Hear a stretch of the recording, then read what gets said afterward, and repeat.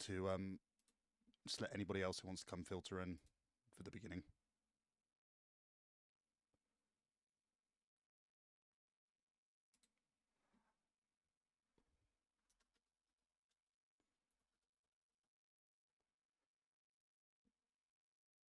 And I think on that note, let's get rid of the timer. Hi. I know this has been a few months coming now. Obviously, I got quite unwell, so I held off. I think I've been home. It's a Wednesday, so I came home on Sunday. I think I'll give myself a few days to, settle back into being alive to do this. So,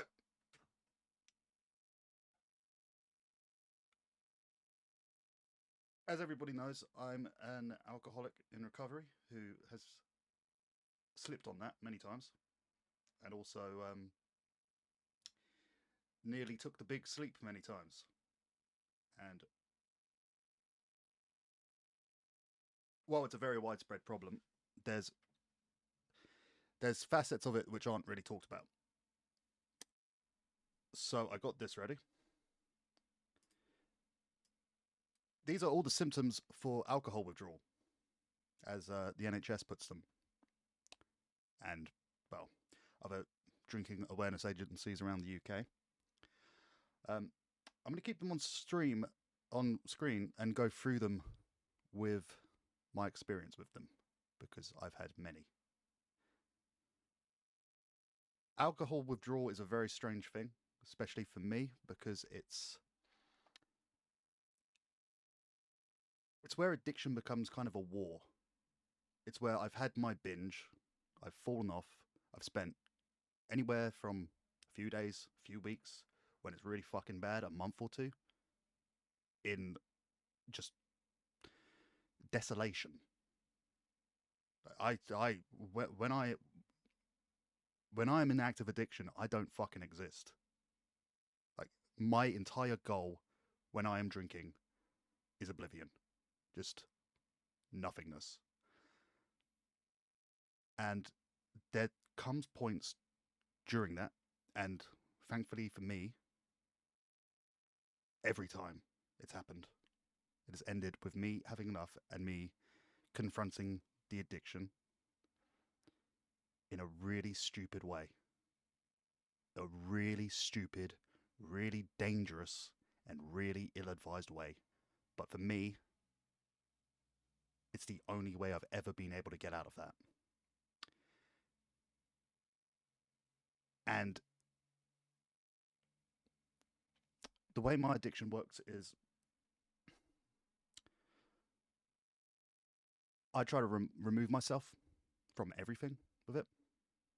I'm a binge drinker, and I've prepared something to show you how much I fucking drink, because I am late stage. I am this happens again, I die stage. So my addiction tries to kill me. And when I go into withdrawal, that is me finding it somewhere in my absolutely ruined mental state to look it in the eye and say, no, you leave. And my dog's barking. And that turns into a complete fucking war zone. It's just me versus it. And it is brutal. And there's collateral. Really bad collateral. Taking aside all of the friendships, relationships, opportunities, ability to fucking be alive, it destroys. The collateral is my body. It absolutely destroys my body. So we're going to get into that. But I thought I'd do a bit of show and tell first. I was born in 94, and obviously with us millennials, it was kind of the golden age of like Nickelodeon and shit like that. And I used to love the fact that the Americans... That bad time for the dog to be crashing out downstairs. I used to love the fact that when there was like a grocery store scene in US shows, they'd have paper bags for that stuff. So imagine how happy I was in like 2019 when I would make a grocery order, it would start arriving in a paper bag. One of these. All right. I know it's very crumpled. I've been saving this for a couple months. Anxiety and nervousness. The first symptom on that list. That doesn't happen entirely in the withdrawal because there's a lot of anxiety even during the drinking.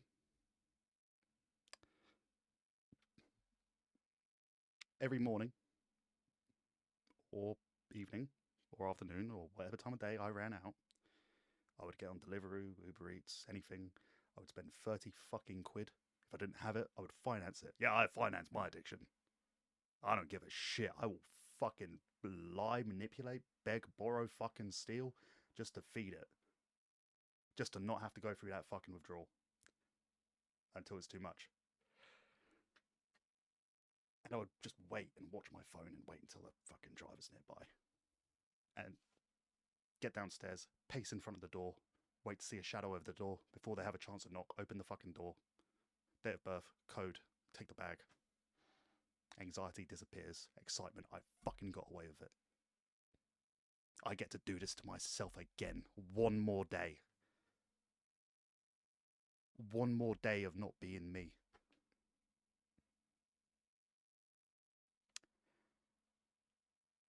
So I'll show you what was in the bag every day. Every day towards the end. Knock on wood, the end.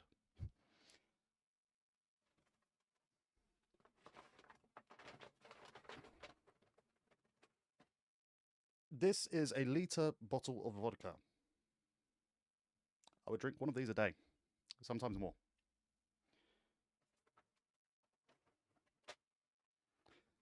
And don't worry, having that is not a trigger for me. That means fucking nothing to me. Once upon a time, what was inside of that meant more to me than any fucking person on this goddamn planet.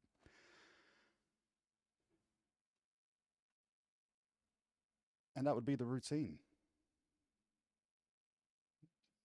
Oh, when I was really feeling it, I wouldn't mix it with anything.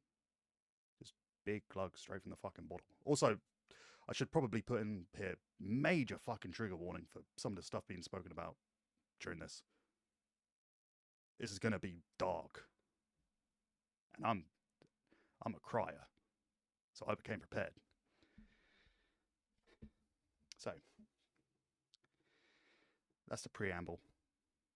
I'm going to swap around some of the symptoms in the order that I've spoken about and kind of jump back into them. And yeah, I will touch on the timeline.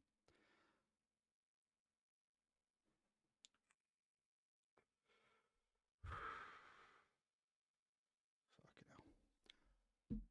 Tremors. It's often portrayed, and it's even stated right there on the list. Hand tremors. That's like the most commonly shown and spoken about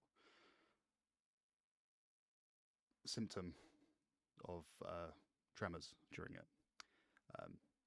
And for a long time it was. My hands would just shake, especially 1 to 3 days into it leaving my system until I got further into it. It's probably the second time I've ever said this. I have an eating disorder developed from tremors. I have an incredibly hard time eating around people. I will stay up until whatever hour of the night everyone's gone to bed to go and eat so I can be alone. It took me a very long time to wonder why, because I had somebody who had the same thing.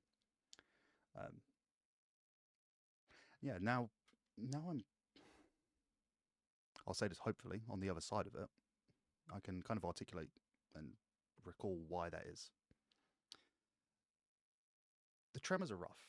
And for me, it's not just my hands. My upper body would twitch and move me around in weird ways. The shoulder blade down to through my deltoids would just make my arms really kind of awkward and janky, and like I'd look at myself in the mirror when I could fucking bear to and see myself tremoring.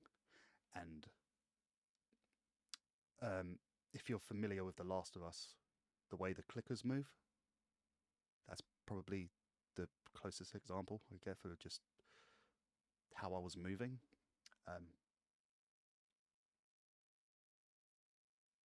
It makes it very hard to eat and use cutlery. I have a my top left back molar has a chip taken out of it. I'm a little quiet. All right. How's this? Is that better or too loud?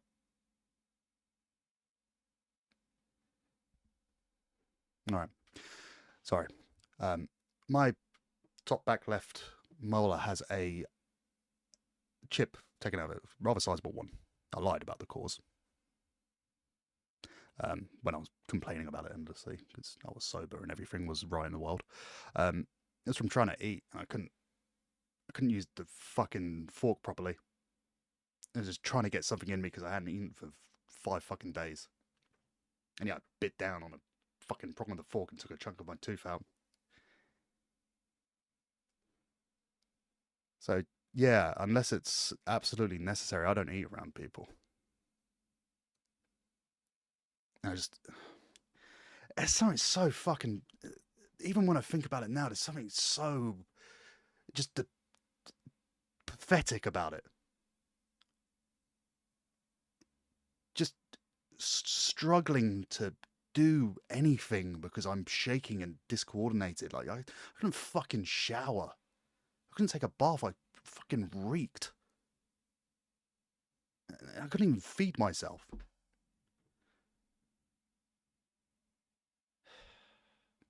It's times even now.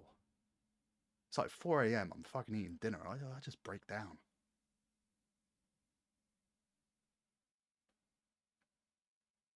Also, yeah, I know this is probably strange, especially for people who know me in real life who'll be watching this on YouTube after. I don't. Nobody ever really sees me talk this way or even like make these facial expressions with like revulsion. Normally, I just see that because I don't talk like this. I don't talk like myself. I don't really. I don't know why. Well, I do know why psychologically. Well, no, that's not what this is about. But yeah, I find myself more likable than me liking myself more if there's an air of trying to entertain everyone around me. Because if I can make someone laugh, I can leech a little bit of that emotion off it because I can't feel it myself. Right, nausea and vomiting.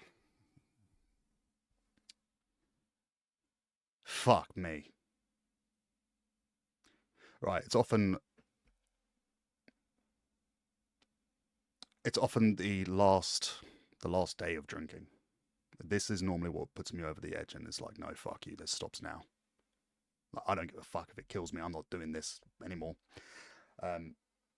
Nausea and vomiting.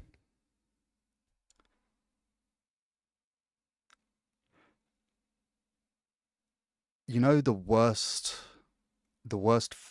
fucking food poisoning you've ever had? Where your body is just rejecting something? It's like that, but it's constant. And are we dropping frames? The bit rate's fine, it could be the camera.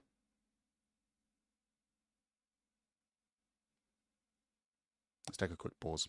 Just. Okay. Sorry to vape during this, but this is. I'm going to forgive myself the nicotine while I do this. Right. So, the vomiting. You stop eating. Alcohol replaces the need for any of that.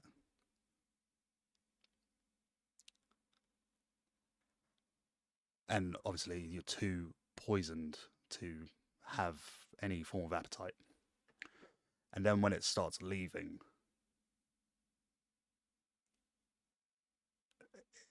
it's hard to describe. And I'm sorry, this is going to be a bit gross. Okay, but I promised myself I would do this, and this is the first fucking promise I'm ever keeping to myself. And I'm going for this, so this is going to be all of it. I would vomit between 40 to 100 times a day. And that's not a light one.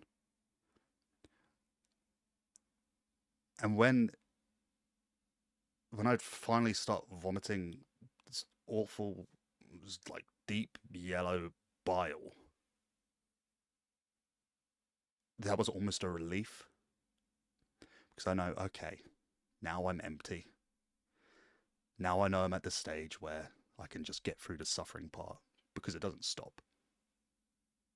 It doesn't stop. After that, it is just retching and heaving and feeling these awful spasms of your abdominal muscles just pulling. For me, it actually really contributes to one of the later symptoms, the sleep disturbances, and then later deprivation, because every time it's happened, I would pull muscles in my abdomen, my chest, especially my back. And it really fucks you. It really fucks with you, because you can't be comfortable with that. Like, there is no position to lie in. Sometimes sitting up, maybe there's like 5 minutes of just blissful, no pain, so you can just concentrate on the abject horror of the other symptoms. And it's uncontrollable. I'm quite lucky. It's only ever happened in my bed twice. What a silver lining, huh?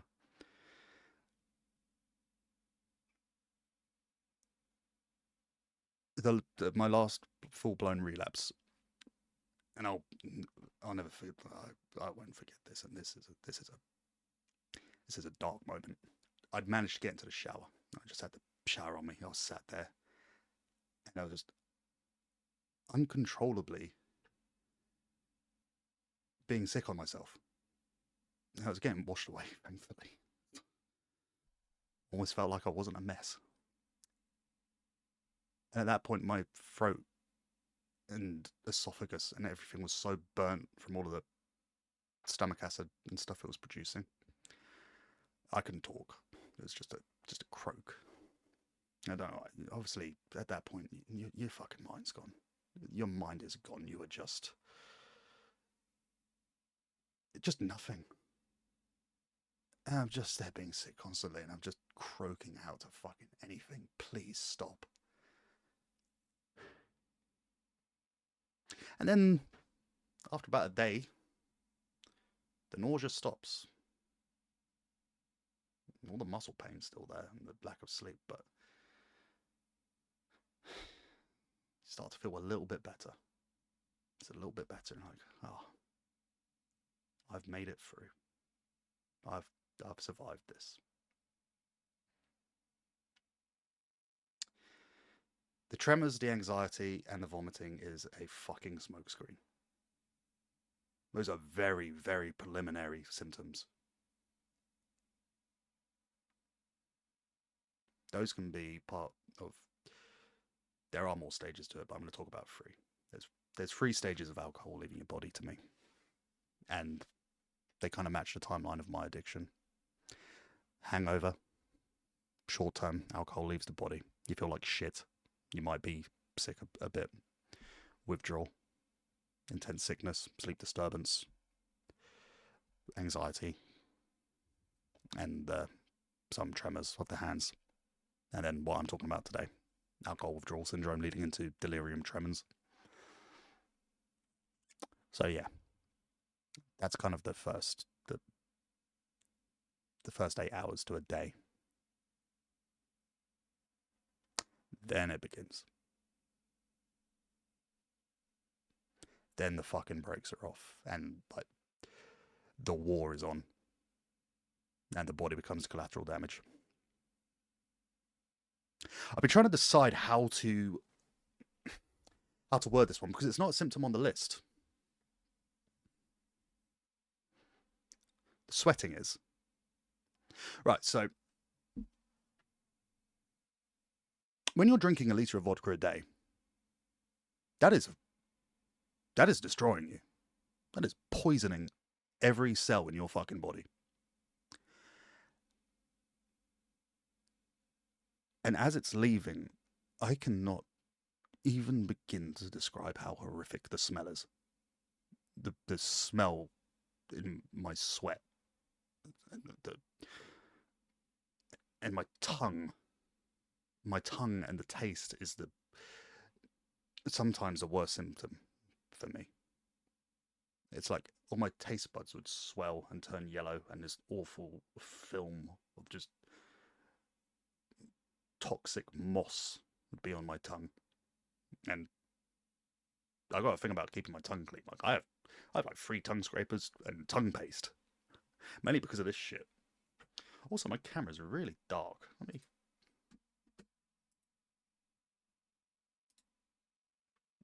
Yeah, that's a little bit better. Let's just turn that down a little bit.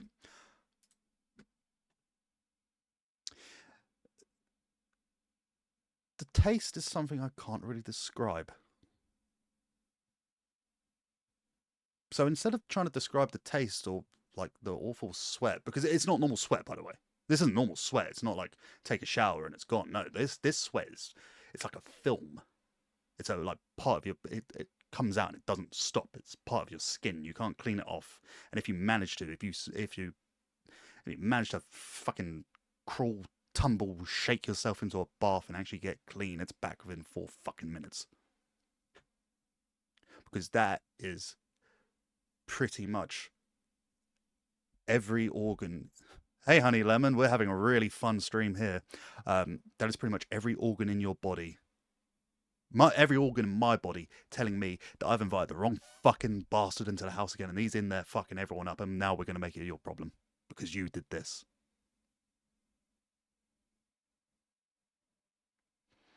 And that's the taste, the sweat. That's the reminder. That's where.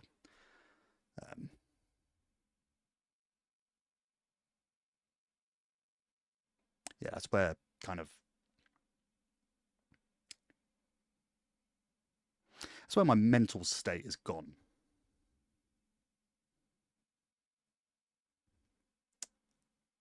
Headaches. I never really had headaches.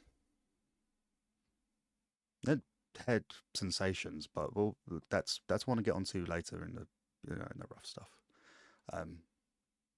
Sleep disturbances. It says here, insomnia and disrupted sleep patterns are prevalent during withdrawal.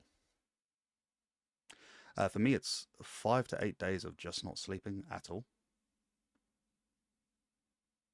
and pretty much all of the sleep deprivation symptoms going along with the withdrawal symptoms, including the auditory and tactile hallucinations. Not the ones we're going to talk about later. Confusion and hallucinations.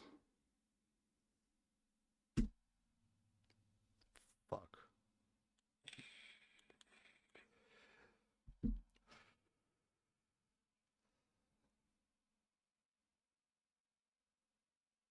I want to answer Kira's question before I get into this one, because this one might get a bit tearful. Got a question related to these types of addictions. I've been on nicotine for around 2 years now. This includes vapes, cigarettes, and nicotine pouches. The only thing that's stopping me from quitting is the dizziness after not having nicotine for about 30 minutes. Does that usually go away after a couple of days, or should I just tank it?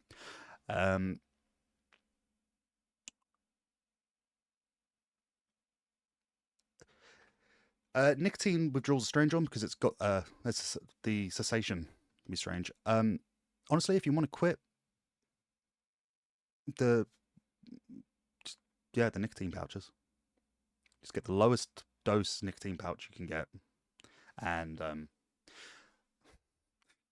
hate to say it, but put all of the information on like the strength of nicotine, like the vapes, the amount of cigarettes you smoke, put it into AI. Ask it to build you a schedule and when to use a nicotine patch and stuff, and keep to that. That should get you off it. Or GP. GP helps. They've got a lot of resources on nicotine cessation. I'm a big nicotine guy. I used to, back when I was like 16, I was smoking 60 rollies a day before I switched to vaping and never fucking stopped. Um,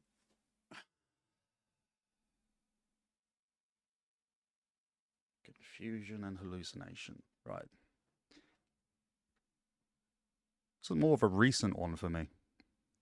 It's kind of summer last year. I had my first tangle with hallucinations and kind of delirium tremens in general. Um, I'd been awake for 5 days, and normally starts with tactile for me. I'm so desperate to sleep. Every time I'd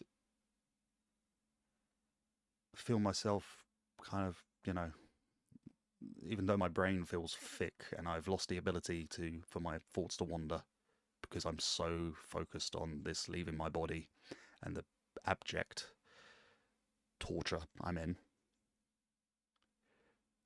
I'd feel the bottom of the bed by my leg shake. I would close my eyes and it'd be like these waves, just these like grey-blue waves going outwards. That may not have been hallucination. That could have been damage to my eyes from all the vomiting and straining. So that's, that's unconfirmed. About day 5, and this is kind of a mixture of sleep deprivation, withdrawal, and delirium tremens. Voices started. Well, auditory hallucinations started.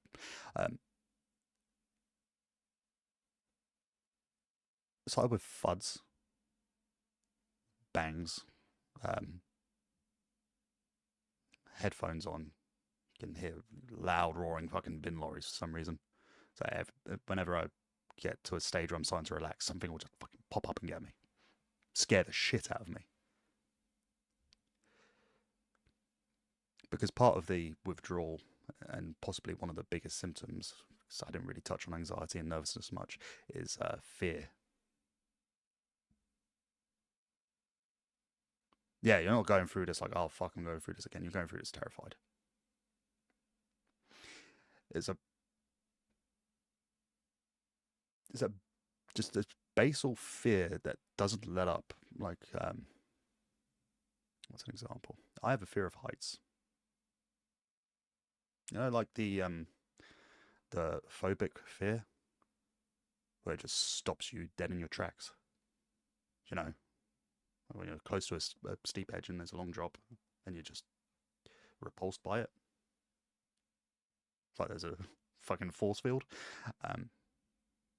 It's that kind of fear. I say constantly. And the problem with the hallucinations that come with alcohol withdrawal is that they contextualize themselves. It's so real and so personal.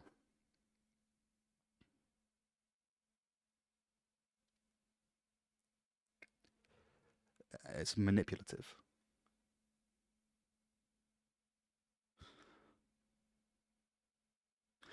So yeah, it was my first time experiencing it, and I was hearing these noises and shit, and hearing like these faint murmurings. And then a couple hours into it, it turned into voices. I could hear family members that weren't there talking about me, talking about shit they shouldn't know, shit that I've been thinking about.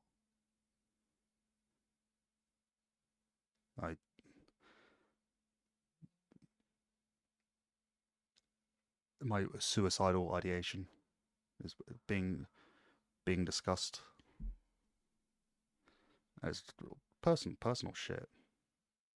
And I was like going up and down the stairs, trying to listen in, And the noise is just a little bit further away, a little bit harder to hear. Just fucking with you. Give the example of started hearing a woman's voice. Her name was Rebecca, and it was this is a voice of a female woman. Don't think so. I mean, she was basically, I don't know why, but my brain was trying to convince me to go outside, and it was just the voice of this woman just negotiating with me to go outside. And you know, me being me, I'm trying to be fucking funny about it. I'm saying, nah, fuck you. I'm making jokes. I'm like, okay, it's time. I'm hallucinating now from not sleeping. So I went into bed, and my window was open. And the way the auditory hallucination was working for me is it was kind of picking up on sounds around me. So I put a fan on. The voice would be coming from the fan, like the sound of the breeze from the fan would pick up and turn into this voice. And yeah, I started hearing it from the window, and yeah, the curtains were kind of ajar, and I heard it through the crack in the window. You got this shit, Kiro. Kicking nicotine in the dick. Yeah, I just really quickly glanced and saw just a horrific, massive face. It's this big, deformed face through the window, and it's just for like a split second I saw it, and I was like, fuck. And in my reduced mental faculties and decision making, I made a bit of a mistake that night. A really big fucking mistake. Earlier in the day, I'd lied to the doctor. It said I've been sober for about a year now. Could you prescribe me something to try so I can sleep? Because I'm still having awful sleep issues. But I've had sleep issues my entire life. Prescribed me a 2-week course of Zopiclone, just to abuse as needed on nights. Take 1. I went downstairs, retrieved the box, and went on Google. I looked up how much would an overdose be. I cross-referenced it to my height and weight. And I was like, okay, this is a safe amount to take.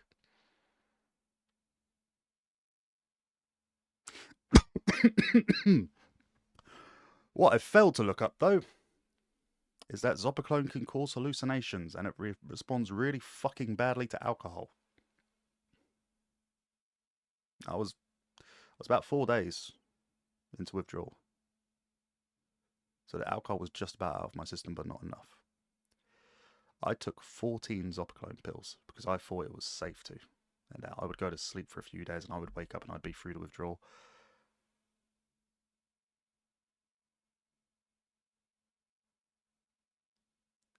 That is the first time I've ever detached from reality properly and experienced what psychosis is. Now, I know psychosis is a really scary word. Really fucking scary. Thankfully, I was still in there. You know, nothing violent happened. It was more of a scary thing and a confusing thing. I took those pills and I went to sleep. Finally. I think I slept for about 7 hours. And I woke up to absolute mental fucking bedlam.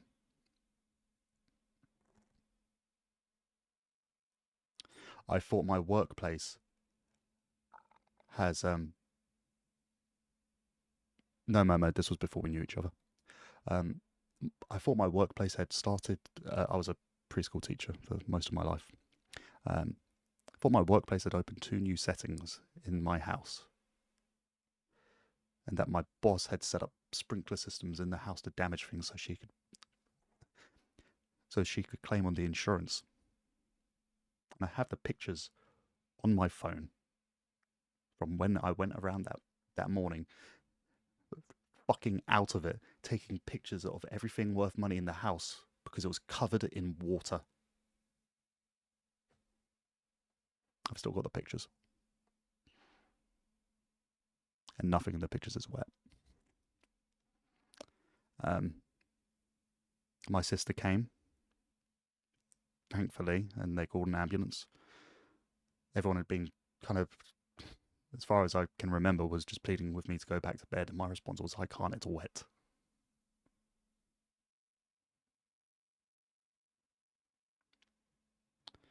I was finally convinced to go and lie down, and then pretty big string of hallucinations happened. Somebody had set up a show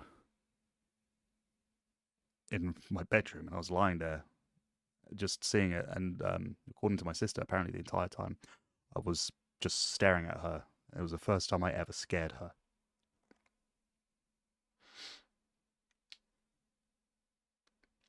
Yeah, and this 1 second. Not yet. I'm not doing that. Keep it together. You got this. You play Bumblecum. Right. And this show is, I've got a big mirror on the side of my room. It was basically a screen, and it was showing me everything I'd ever fucking done wrong in my life. I was laying there in agony, confused. I had equal parts the inherent fear from the withdrawal and the fear of what's happening. This was just happening. Just seeing it flash by flash. Everything I'd ever done wrong. And some of it was fucking stupid. Some of it was really fucking stupid.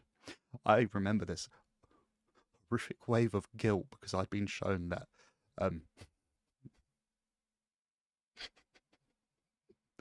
I'd make my work wife a coffee and not anyone else.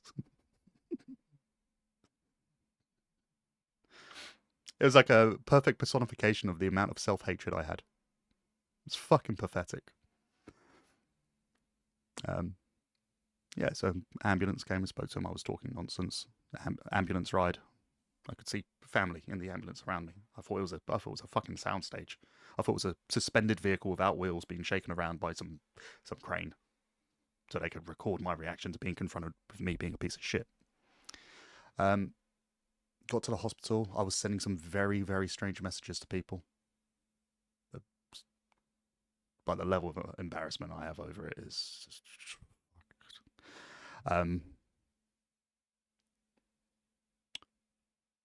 Then it got worse.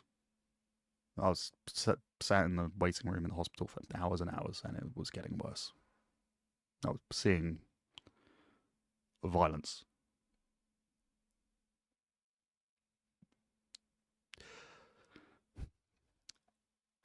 Fills me with a great sense of regret that I like horror films.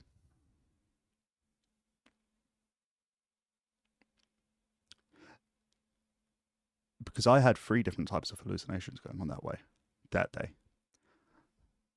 Sleep deprivation, delirium tremens, and a fucking Zopiclone overdose together.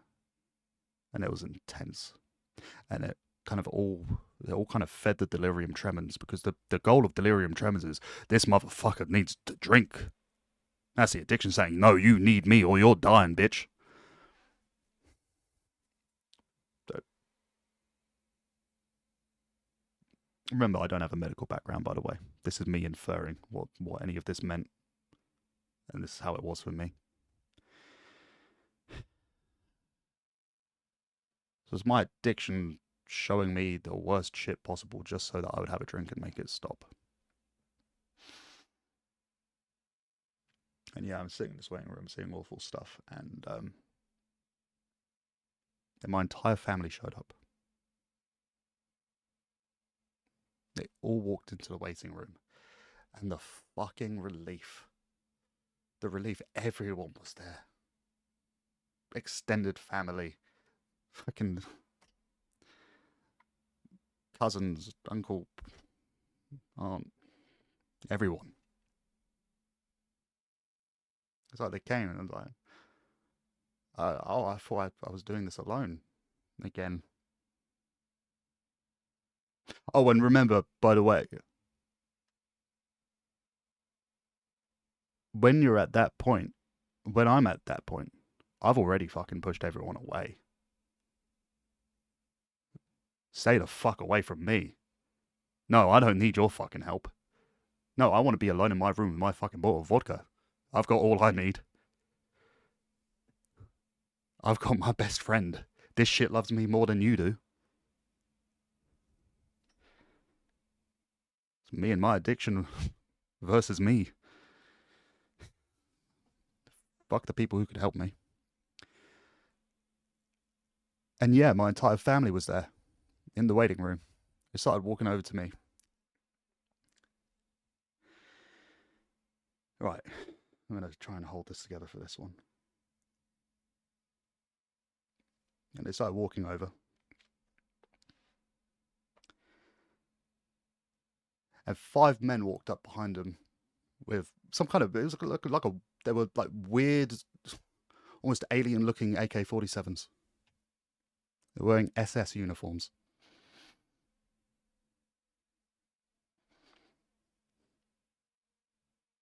Yeah, and they executed everyone.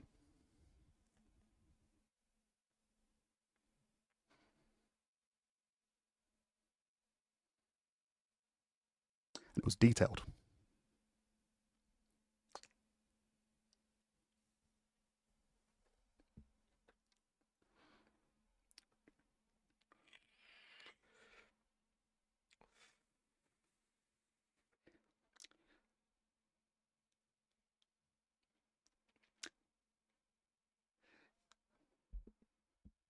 It makes one of a very strange life regret.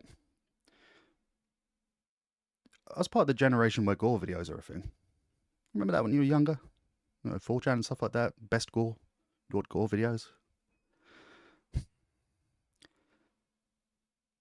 And then there were obviously the ISIS videos. My brain had that.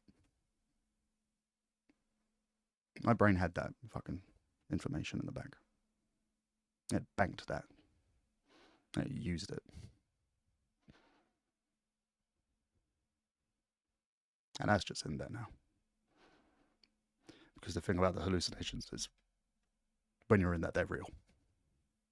They are fucking real.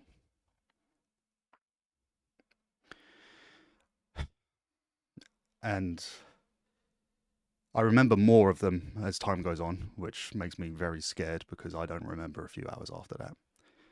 Because obviously I had an overdose of Zopicone in my system. They couldn't outright give me a benzo. So I had to take the hallucinations for a few hours.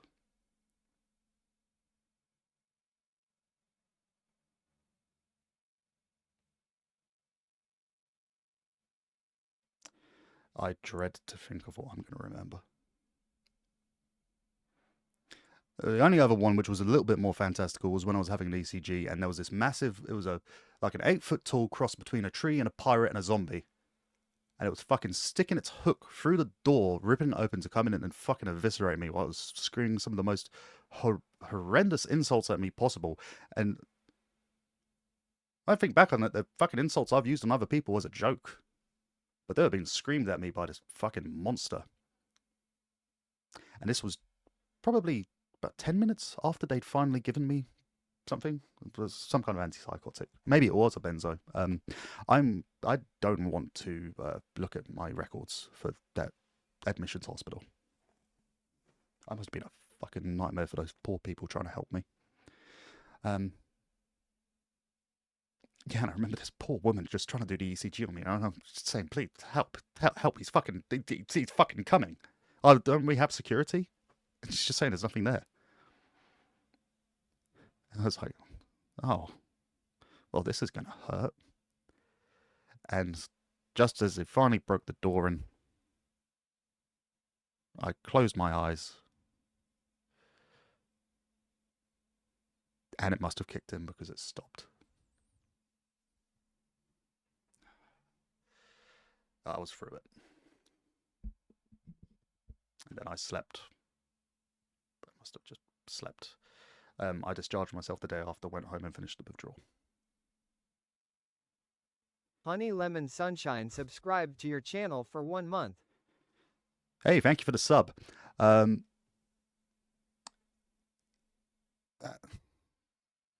You'd think that would be enough, right? That would be enough to stop. No.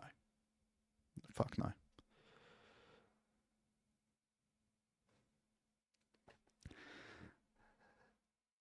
So the thing about withdrawal is it's traumatic. It's a really traumatic thing to go through, especially in the later stages where you get the really bad symptoms. It's very traumatic, and you forget. I forget. Sorry, I really should be talking from the eye here, not because there's generalized addiction, but addiction is also very personal to the person. Personal to the fuck off. Yeah, it wasn't enough, and I went back to it again and again.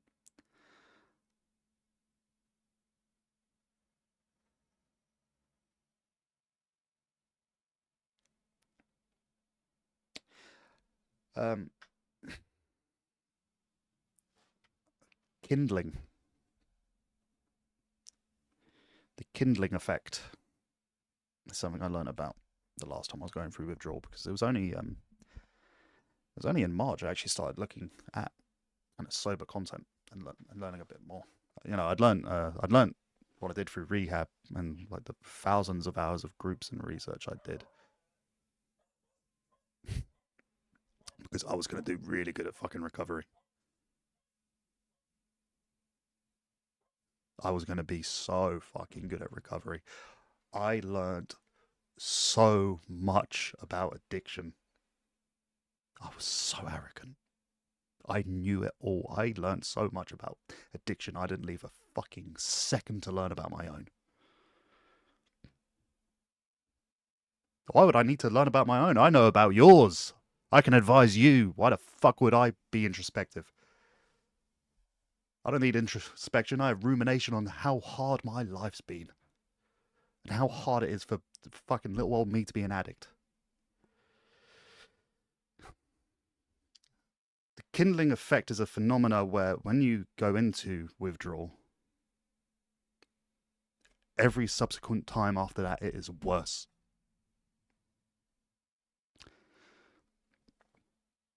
The best way I've had it put is in Canada, when they have forest fires. They have these massive forest fires, and there would be embers and heat in the ground that will be snowed over. Then the year after, when things dry out, that heat will come back up and make the next forest fire more intense. Insulated by the cold. That's the kindling effect.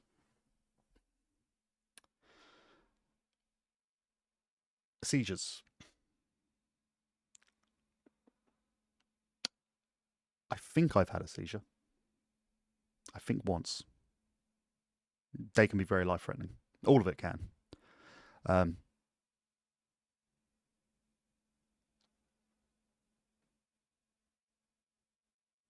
Yeah, I woke up once, and I'd been asleep for an inordinate amount of time. 16 hours I was out. And I woke up just exhausted. I felt like I'd been tased. And I had like weird bruises all over my wrists and arms, like I'd been like thrashing and just fucking beating the shit out of the cabinets next to me.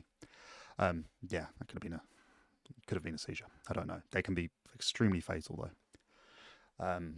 The only thing about it is that was about 3 days in, and they're normally between the first 12 to 48 hours.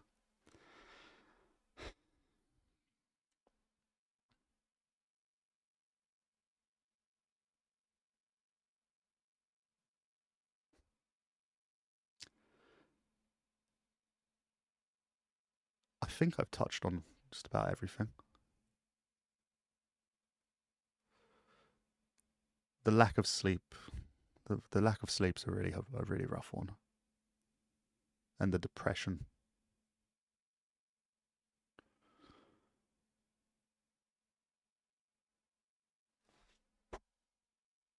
It's very low. It's very low.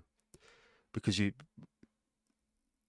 when that kind of like war, that kind of psychological wars going on between me and the addiction, and my body is kind of the battleground, and all of these symptoms are the collateral damage that fucked my liver and kind of destroyed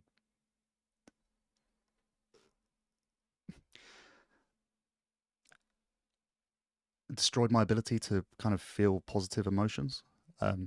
Anhedonia, I believe is how you pronounce it. It goes away after a few years of sobriety, I hear. Yeah, I don't really feel joy.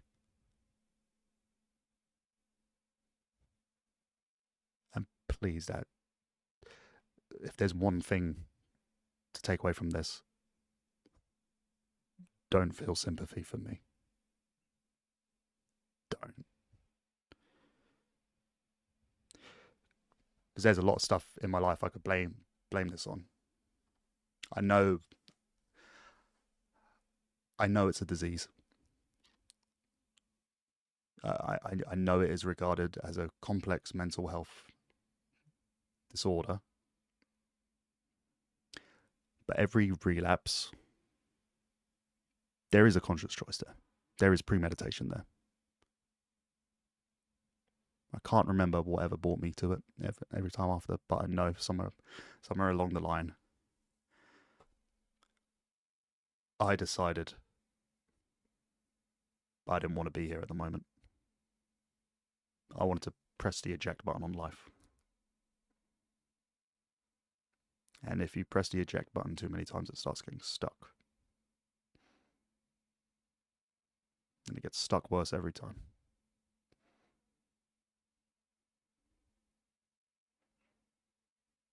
And it takes longer every time as well. It takes longer to come out of it.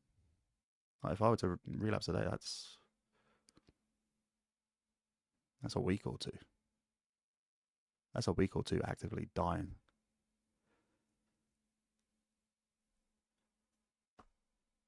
And a lot of times I've accepted it.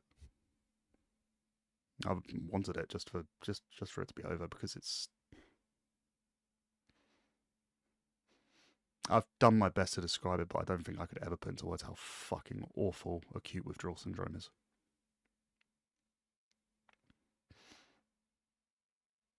It's death. I'm just feeling debased and disgusting.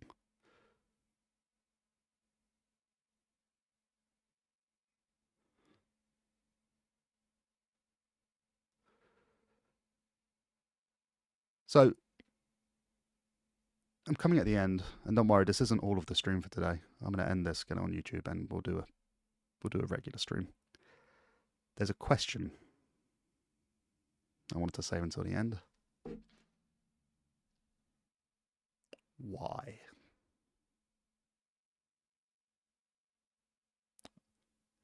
Why have I done this to myself so many times? There's a number I haven't mentioned. A couple numbers, actually.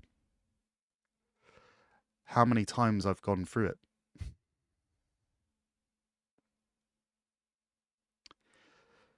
Luckily, I remember the number, because every time I've taken a picture of myself on the phone, because I knew, wow, if I start getting a craving, I'm going to look at that picture and I know I'll remember exactly what this was like and I won't go through it again.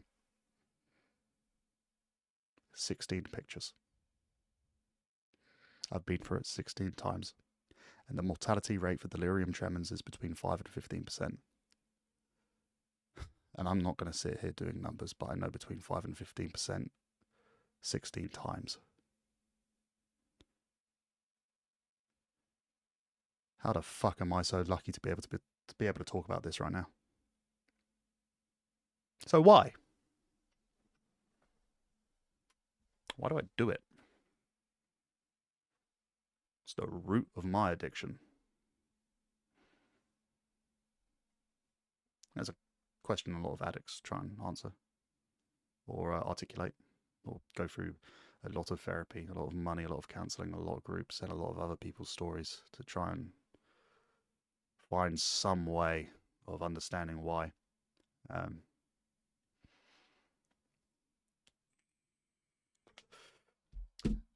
I disagree with life. I disagree with being awake. I don't know why. It's something deep-rooted. It might be an anxiety response in me. I have generalized anxiety disorder. Developed. I started secondary school. It was about 11, I think. Yeah, and I became obsessed with sleep. So much that I got disordered sleep. Could never do it.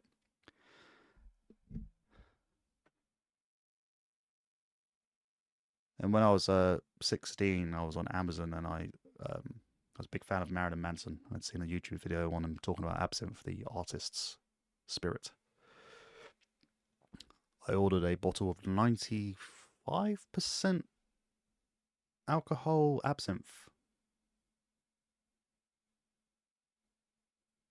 And I arrived. It was like meeting the love of my life. Because I had the ultimate tool to turn off the world. So press that eject button. That was half my life ago.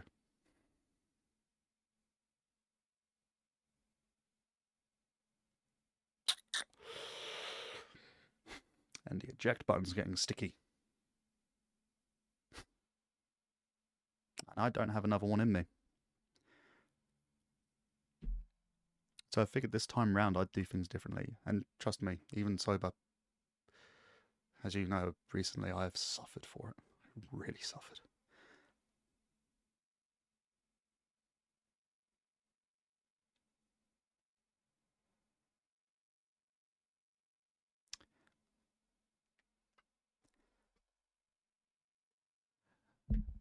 And that's about it. 32 years old. 16 episodes of acute withdrawal syndrome. 13 attempts on my own life. Really shit at that. And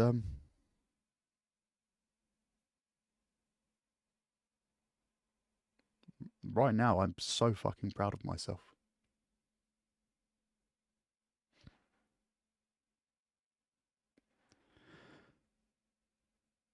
I can stay in that mud and lambast myself for being an addict and be in fear of it happening again. And I can say, how the fuck am I alive? But more importantly, I am alive. I just spoke about some really dark shit that I promised myself I never would. But then a few months ago, before I got really ill, I promised myself I would. And I just kept my first ever promise to myself.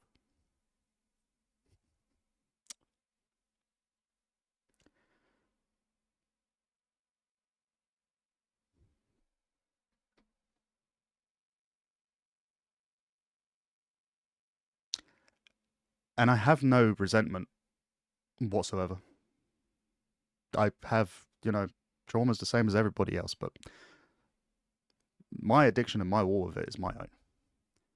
I planted the fucking lemon tree. I fed, I watered it.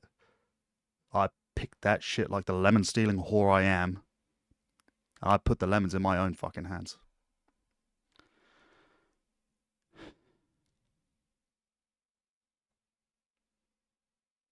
Don't want to make fucking lemonade.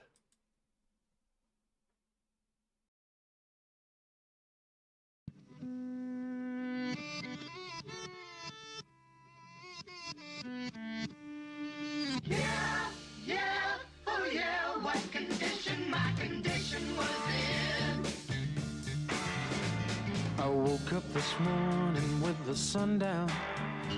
We're doing a Reggie Bumblecum stream in the next half an hour, motherfuckers. I found my mind in a brown paper bag, but then I tripped on a cloud and fell 8 miles high. I tore my mind on a jagged sky. I just dropped in to see what condition my condition was in.